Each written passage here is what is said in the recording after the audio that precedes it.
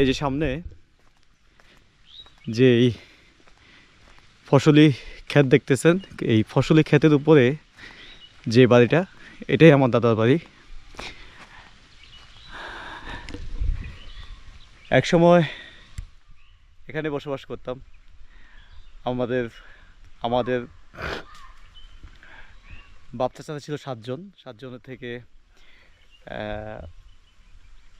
Almost 6জন এই বাড়িতে বসবাস করত। এবং আমার দাদা তার জীবনের শেষ নিঃশ্বাস পর্যন্ত আমাদের এই পুরাতন বাড়িতে বসবাস করে গেছেন।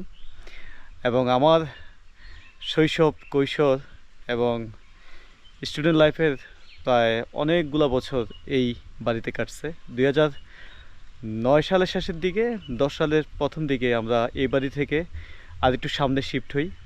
এটা আমার দাদা বাড়ি। দাদা নিজ হাতে এই বাড়িটা করছিলেন। আপনাদেরকে দেখাই কতটা মনোরম প্রকৃতি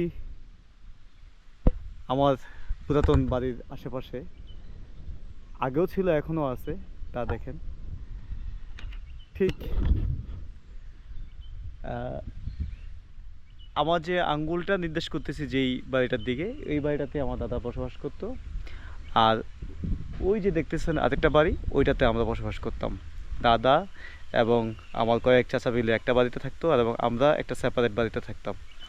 তো ভিউয়ার্স, দূর থেকে আসলে বোঝানো যাবে না কতটা মায়া জড়িয়ে আছে এই বাড়িতে, কতটা স্মৃতি বিজড়িত আমার এই গ্রামের বাড়ি, আমার দাদা বাড়ি। আজকে দাদা এবং দাদি কেউই জীবিত নেই। মহান রাব্বুল আলামিন আমার দাদা দাদিকে জান্নাত নসিব করুক, দোয়া করি। দাদা দাদি জীবিত অবস্থায় এখানে প্রচুর আসতাম দাদাকে দেখার জন্য, দাদিকে দেখার জন্য। তো দাদা চলে গেছে 2015 সালের 21 ফেব্রুয়ারিতে।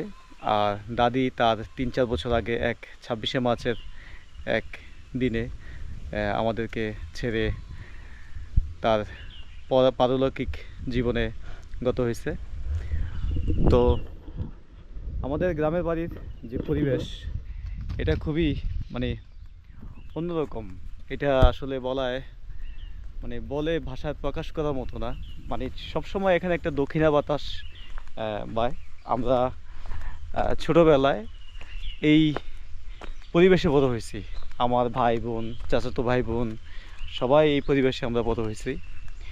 এখন অবশ্য জীবন জীবিকার তাগিদে সবাই বিচ্ছিন্ন হয়ে গেছে, কিন্তু একান্নবর্তী পরিবারে থাকা এবং যৌথ ফ্যামিলিতে থাকার যে একটা মজা ছিল, তা আসলে ভাষায় প্রকাশ করার মতো না।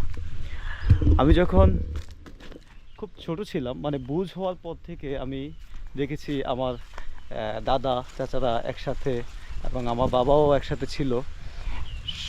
আমাদের ভিতরে যে একটা বাইন্ডিং ছিল, এবং চাচাতো ভাই বোন, চাচি চাচা, দাদা দাদি সবাই একসাথে থাকার যে একটা মজা, এটা এখন আসলে মানে দেখা যায় না।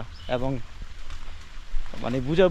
বোঝানোও যায় না আসলে এটা কি পরিমাণ আনন্দদায়ক ছিল, কি পরিমাণ মজা ছিল ওই জীবনটা। আমার শৈশবের দিনগুলো মনে পড়ে, আমার কৈশোরের দিনগুলো মনে পড়ে। আমি খুব দুরন্ত ছিলাম।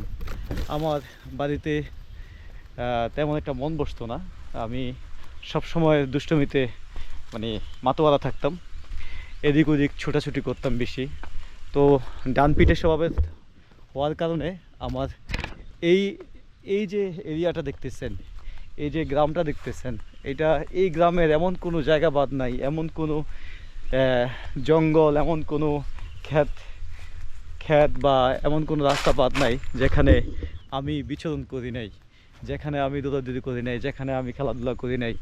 বিশেষ করে আমার সমবয়সী যারা বা আমার সমসাময়িক আগে পরে যারা এই আমাদের গ্রামে আসছিল, তাদের সাথে আমাদের আন্ডারস্ট্যান্ডিংটা খুব চমৎকার ছিল, যা বলার বাইরে।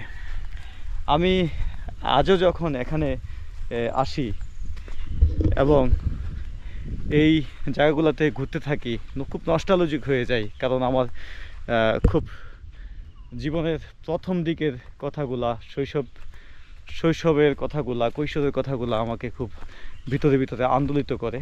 কারণ মানুষের